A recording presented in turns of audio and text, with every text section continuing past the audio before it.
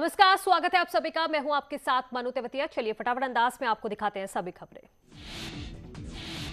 सांसद अतुल राय पर रेप का आरोप लगाने वाली पीड़िता की अस्पताल में इलाज के दौरान मौत।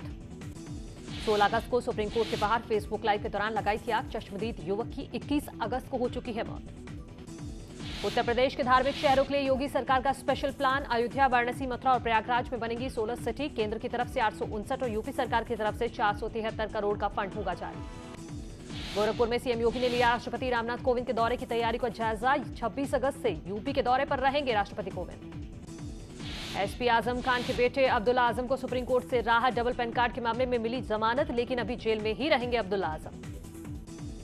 सीएम धामी ने खत्म कराया कांग्रेस विधायक मनोज रावत और हरीश धामी का धरना। चारधाम यात्रा शुरू करने और बॉर्डर पर मोबाइल कनेक्टिविटी की मांग को लेकर विधानसभा गैलरी में बैठे थे दोनों एमएलए। अरुण जेटली की दूसरी पुण्यतिथि पर सीएम योगी आदित्यनाथ ने दी श्रद्धांजलि। सीएम ने ट्वीट कर लिखा, राष्ट्र निर्माण हेतु आपके द्वारा किए गए प्रयासों को सदैव स्मरण किया जाएगा।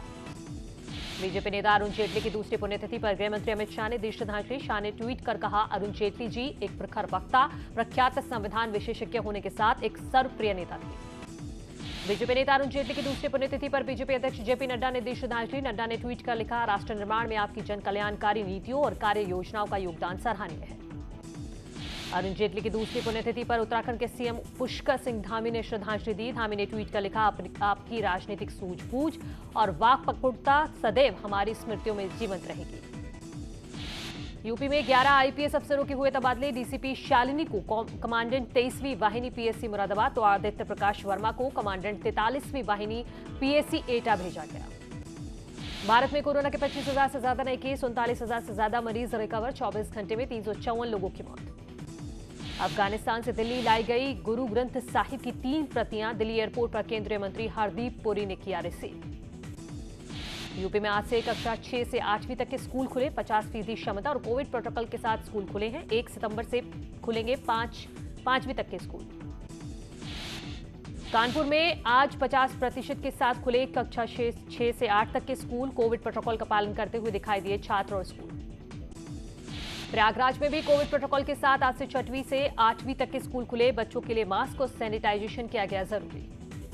गाजियाबाद में आज से कक्षा 6 से 8वीं तक के स्कूल खुलने से छात्र छात्राएं उत्सुक दिखे। स्कूल आने के लिए अभिभावकों की अनुमति जरूरी। बलरामपुर में जान को जोखिम में डालकर पीएटी की परीक्षा देने पहुंच रहे लोग। बाढ़ प्रभावित होने से लोगों को हो रही परेशानी।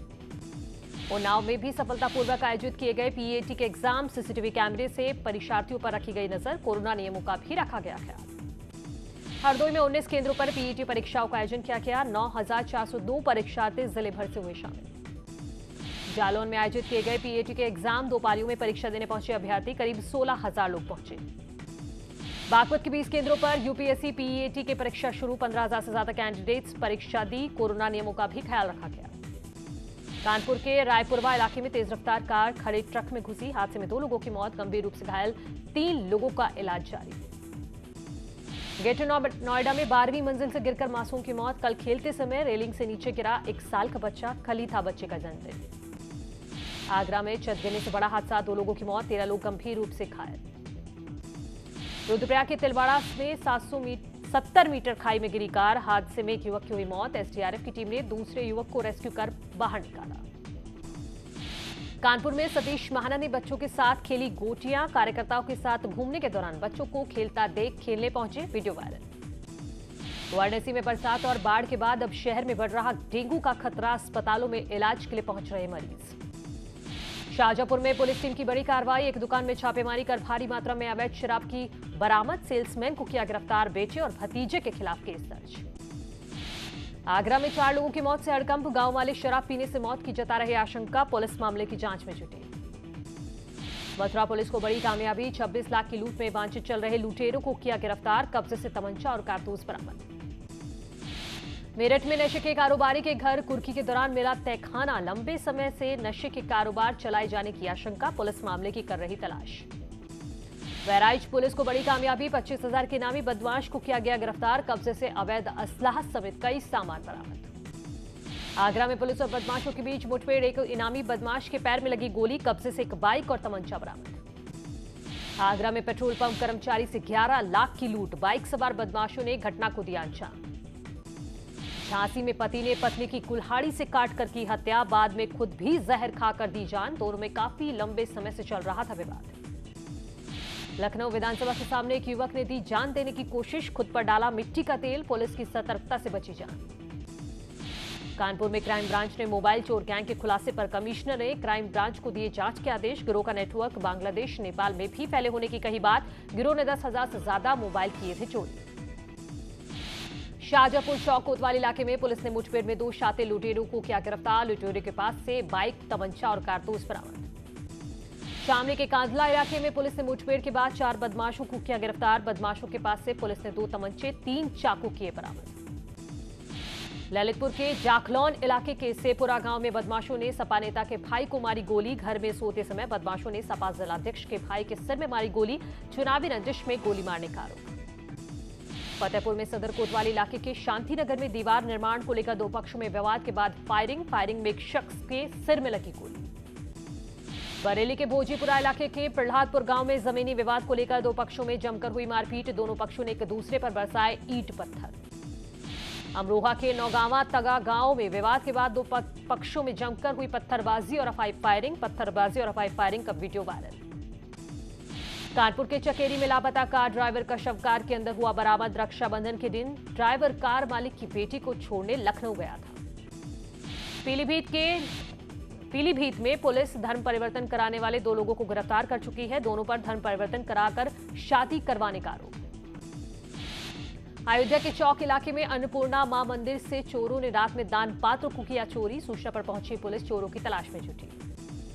बुलंदशहर के सलेमपुर इलाके में प्रेमिका की शादी से इनकार करने पर नाराज प्रेमी बिजली की हाईटेंशन लाइन पर चढ़ा। पुलिस ने ग्रामीणों से मदद से बचाई। युवक को हाईटेंशन लाइन के खंभे से उतारा गया। इटावा के बड़सर में नहर में कटने से पानी में डूबी सैकड़ों बीघा धान की फसल के खराब होने की किसान जता रहे आशंका।